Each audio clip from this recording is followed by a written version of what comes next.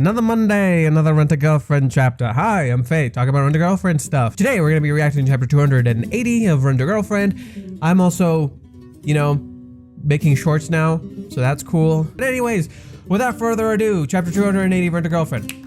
Let's mosey. Overtime. A lunch at a Chinese restaurant after shopping. As she gives off the vibe of what she's really like in her private life. Lubby one life, that's probably the mall, the Chinese restaurant. There's a lot of Chinese references with Chizuru. We'll talk about those after the chapter, or maybe during it, we'll see. 1, 2, 3, mother. Ah, Chizuru-san, over here. Oh, right. Sorry, I shouldn't have left before ordering. It's totally fine. Whoa. That looks so fucking good. I really like this. She looks like a fucking heiress or a princess. That's so cool. Oh, look at Kazuya too. Oh. So I don't know what it is. I really like this aesthetic. I'm a huge fan of this aesthetic. Like I just vibe with this shit, and Chizuru looking, gosh, she looks so good. The moment she steals your gaze, you're done for. Won't you fall in love with your Chinese girlfriend? Chapter 280, The Girlfriend and Shopping Part 4, Miyajima Reiji. God, this is the thumbnail. This is the thumbnail. Fuck all of you, this is the thumbnail. Main plus side plus drink. 3-part large combo sounds great. Yeah, it does. It's interesting that Chizuru seems so composed right now. When we enter a place like this, I feel all conscious all over again about how we were just out together this way. Oh, he's referencing the booze arc. Not the booze arc, like the other booze arc. The booze arc when they first started living together. It's the arc that started them living together. This arc feels like a culmination of them living together because it's bringing back a lot of the stuff that really started this saga. We'll discuss it later. We were together at the izakaya too, but she also said it was about paying me back. Doesn't it make you sad? Cringe past. It was all very sudden. Also, these things tend to be from Kazuya's perspective. So cringe past or Kazuya like saying he looks terrible, or he's out of place. That's just literally Kazuya vision of himself. That's the point of those scenes. Meanwhile, what's going on now is like we're friends. Casual everyday life of 3 close housemates. This is the everyday life of my dreams. This is the first time I'm at a Chinese place with Mizuhara. I feel like such a creep remembering each and every place I've been to with her. Context matters. You going to a place with someone and remembering every moment you had with them, that's pretty charming. I feel like people would enjoy that. So I feel like Chizuru is just beating himself up for too much. Anyways, Chizuru-san, what do you want to have for an entree? Let me see. Wonder what she's gonna get. How about the Mopo tofu?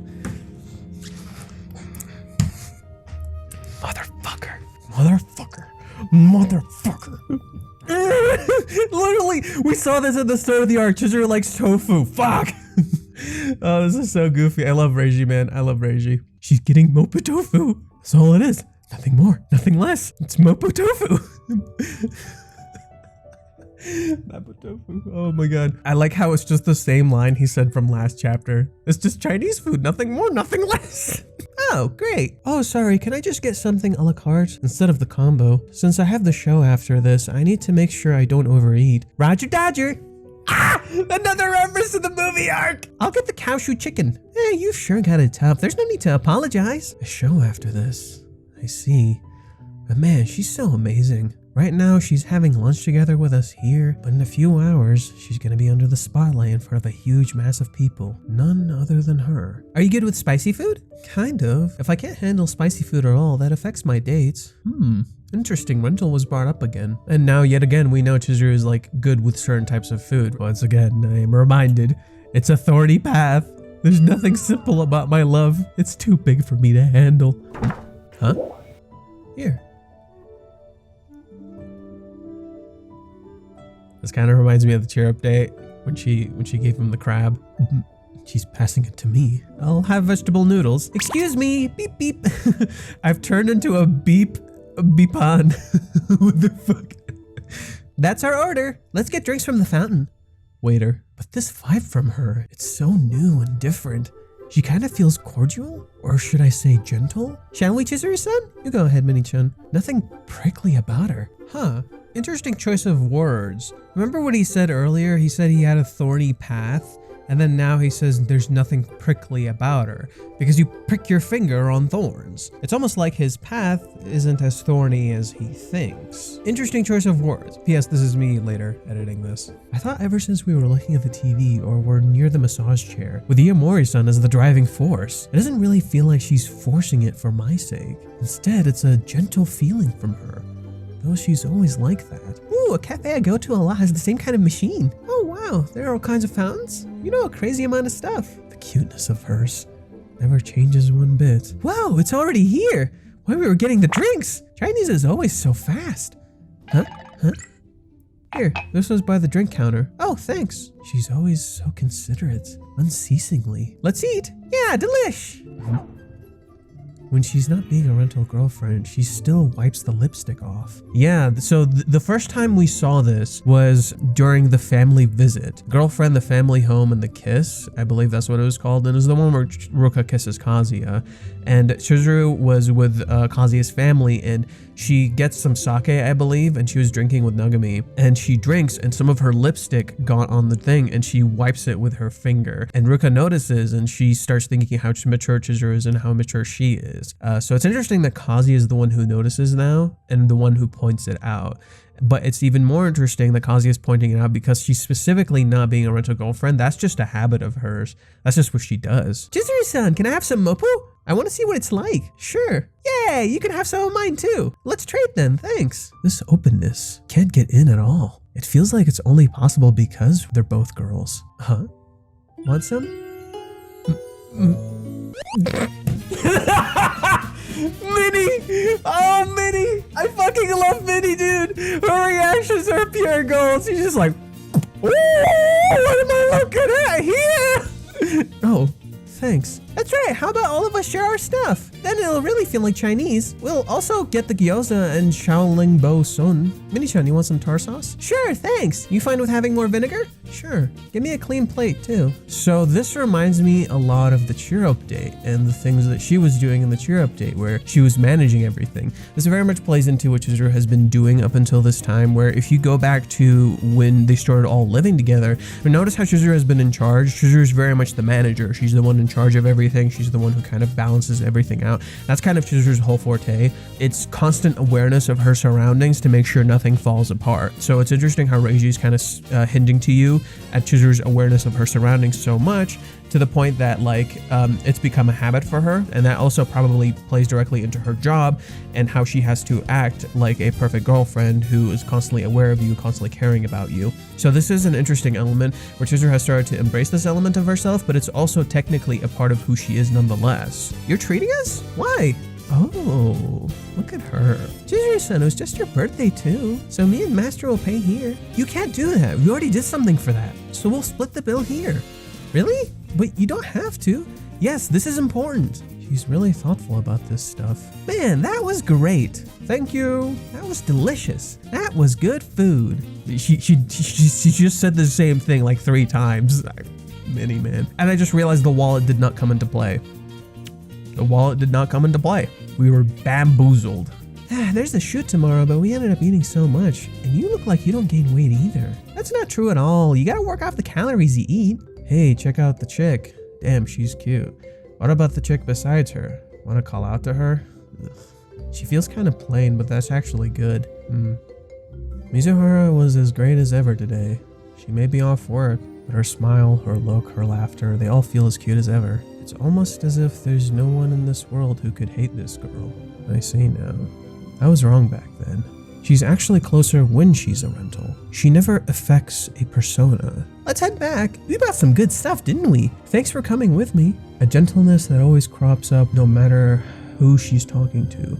A brightness that never lets the mood turn sour. And a strong heart which doesn't easily get carried with the flow. Even now I wonder if she isn't playing the part of the perfect girlfriend. But weirdly, I feel a certain this is her true nature. This is the real Mizuhara. Interesting. If I think back, that's how she's always been. She's always been straightforward. From the very start. She's always said that what's right is right and what's wrong is wrong. Oh, wow. We're doing the flashback thing again. We haven't seen that in a while. Oh, but that's... Okay. I'm calming the fuck down. I'm gonna see what Reiji's cooking. But she'd never push things on me or bring things from the past. She was always thoughtful, modest, respectful of other people, always hard on herself and kind to others. She was never putting on an act. She has always been this way. What did I say? What did I fucking say? What did I fucking say? What did I fucking say? Thank you very much. Have a nice fucking day. I keep telling y'all, Mizuhara is a part of Ichinose. Kazuya loves Chizuru as a whole. It's never been an act. It's just Chizuru needed to embrace the entirety of herself. That was the point. So the whole "are you in love with Mizuhara" thing, fucking bullshit, okay? Fucking bullshit. And Kazuya literally just said it here. Y'all need to shut the fuck up, you illiterate fucks. I'm sorry. I needed to let that out. But it's not like I've shown you the real me all the way through. And he even references it. The king, the legend. There are still parts of me that are make-believe. I love you. I love you so goddamn much. It's been half a month since we started living together. There's still another half left.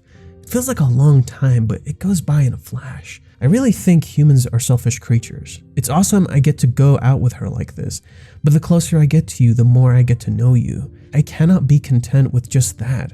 I want more. For sure, before I move out, for sure. I fucking knew it. Oh, I fucking knew it. We're getting vibes. We're getting those vibes. Oh, I fucking knew it. Ooh, Kazuya getting his confidence back. Ooh, and this whole theme of trauma and all of these references to paradise and the movie arc. Ooh, Reiji. Ooh. Oh, master, the remaining balance on the account is 34 yen.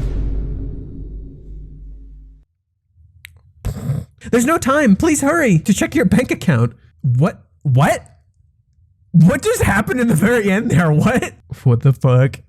Are they saying Kazuya's like fucking broke?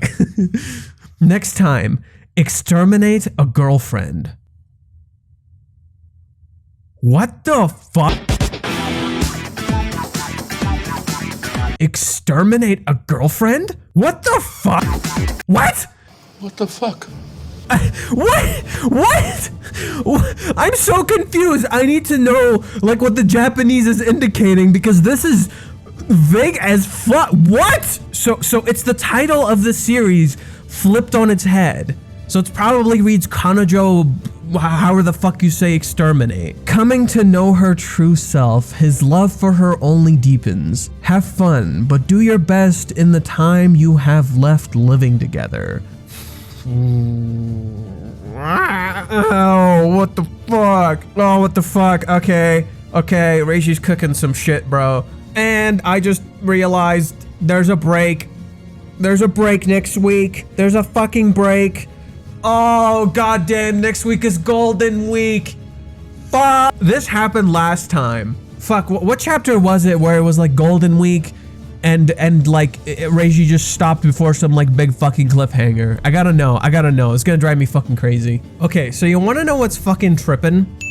The very start of this arc, the moment Minnie shows up in the narrative, it was Golden Week. Last time, the moment Minnie shows up in the narrative, it was Golden Week. So remember Chizuru ghosted Kazuya for the 3 months, and then right after, it has Golden Week, so we don't get a chapter for 2 weeks, and then Minnie shows up. And then now, at the very end of this arc, like we kind of feel like we're reaching a climax point, we get Golden Week again. What are the fucking odds that like the Girlfriend and the Kiss part 3, when Minnie shows up and we have all of this where Minnie says all of this stuff and that all that shit starts coming true. So for example, listen to some of the shit that Minnie says in this chapter. So you're still here? Why aren't you face deep in Mizuhara-san's Mamaris now? What happened recently? Kazuya's face first into her chest. Kazuya has like a weird perception of Chizuru. Minnie is like, no, that's not what's going on. Like, I just think the timing is very, very interesting. Now, the chapter this did make me think of was actually chapter 211. And it's the chapter where Kazuya is really depressed and he's falling apart and he looks at the phone case and the phone case reminds him of all of these memories. Look at what he does. He specifically does like the flashbacks to the memories. He starts to recall Chizuru, remember her like accurately, and starts to look at her really differently. And then finally he says, "I love you so goddamn much," and he looks kind of determined. Just like back then he looked determined. And then you had the phone case that was present at the very first chapter of this arc. So don't you think that's a bit interesting in terms of like how it's being presented? Like the phone case and the weight of the phone case is very important. Now, I do find it interesting that Reiji started this arc with the condom being in the wallet, and then when they pay, it just doesn't pop up. However, he does end the chapter with, "You gotta pay blah blah blah." Exterminate is a very like intense word. Like I think the Daleks from like Doctor Who.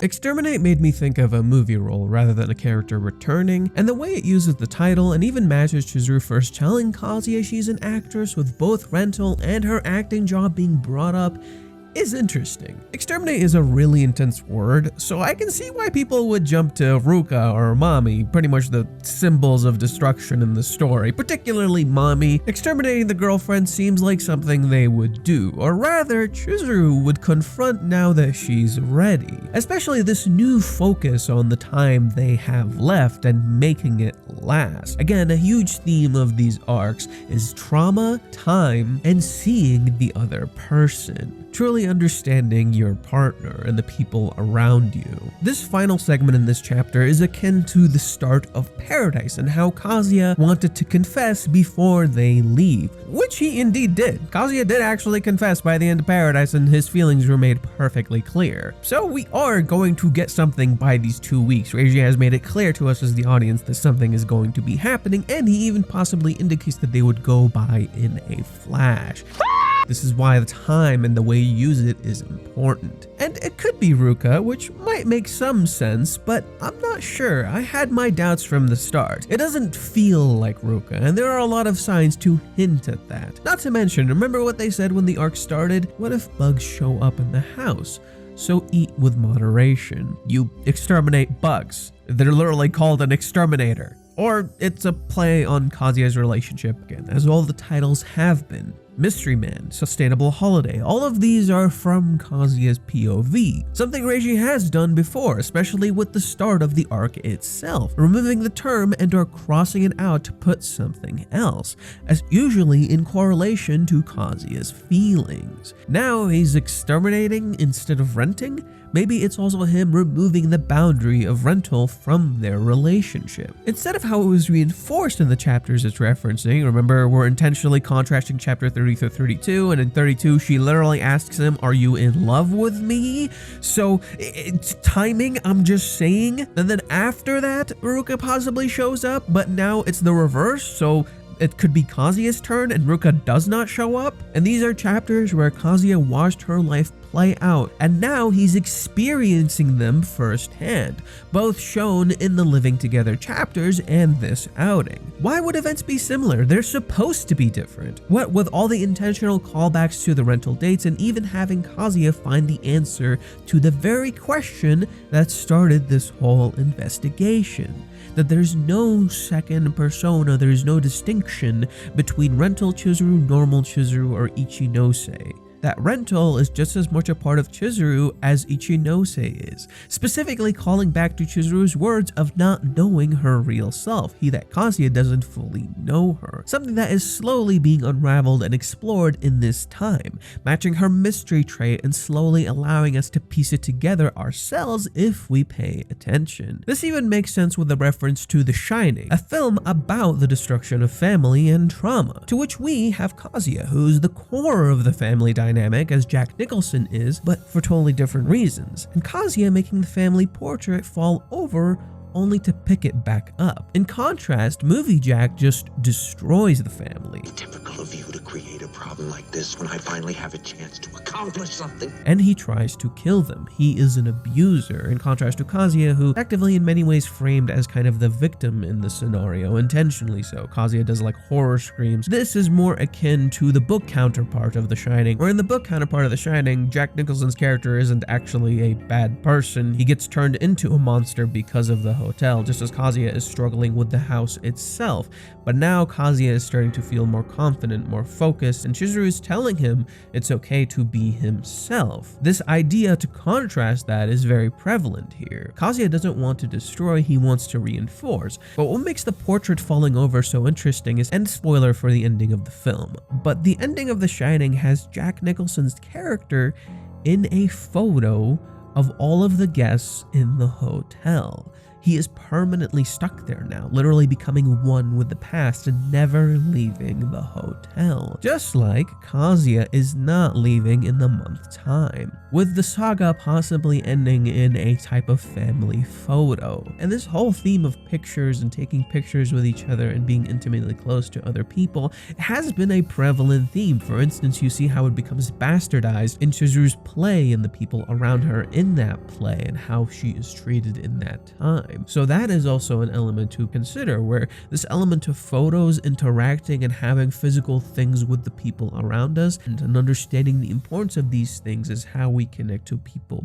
better, but knowing which stuff is important and which stuff isn't. It's even funny when you consider the characters in The Shining. We're supposed to leave in spring, but it's already spring in Rent a Girlfriend. It's already the golden time. There's no reason to leave. Kazuya's actions in the next chapters are key. They can be the bridge that brings all of this together or the cannon that takes it all down. Hence the whole portrait segment. Hence his silence in these chapters themselves. Kazuya not speaking in many ways allows the characters the freedom to be themselves and thus involve him, but it also shows the impact of his actions if he does actually interact. He's the center of all of this. It's about making a different decision, the right decision in the time you have left. Just as Chizuru's trauma is rooted in her decision making and how they have to be different from her mother, making the correct choice. Just as chapter 30 is about making the right decisions for yourself and understanding each other. This even plays into an interesting theory I have about shifting perspectives. See, there was a leak from the Line OC where Reiji posts some information, and that leak was a chapter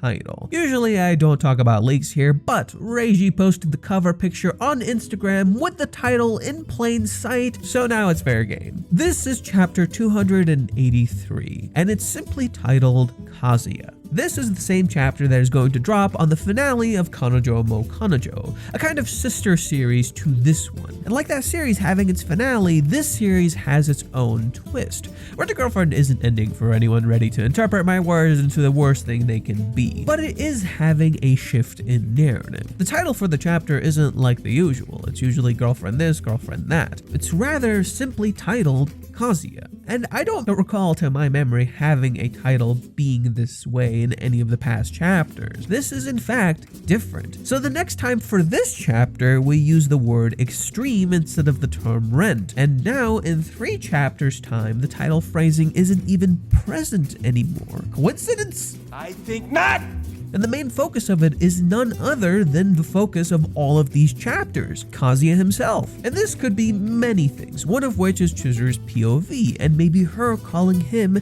by his name. Something Chizuru never plainly does without a guise, and it could even be possibly similar to how Ruka calls Kazuya by his name without honorifics. Chapter 283 is going to be a big turning point for the series, and I have a big video I plan to make about it that further proves this theory in insane ways. But here's a hint. Girlfriend Girlfriend or Kanojo mo Kanojo and Rent a Girlfriend or Kanojo Okarishimasu are closely linked. Reiji and Hiroyuki are like best pals on social media. They literally say each other's author notes, and that's always been their thing. And with that part of their story essentially reaching an end, with Kanojo mo Kanojo ending soon, roughly 3 chapters in this time, this idea of using your time wisely and effectively perfectly matches the current narrative, don't you think? It's all about signaling a new direction for Rent a Girlfriend itself, a series that's dabbled with harem elements, and yet unlike Kanojo mo Kanojo, which has completely embraced the harem element going full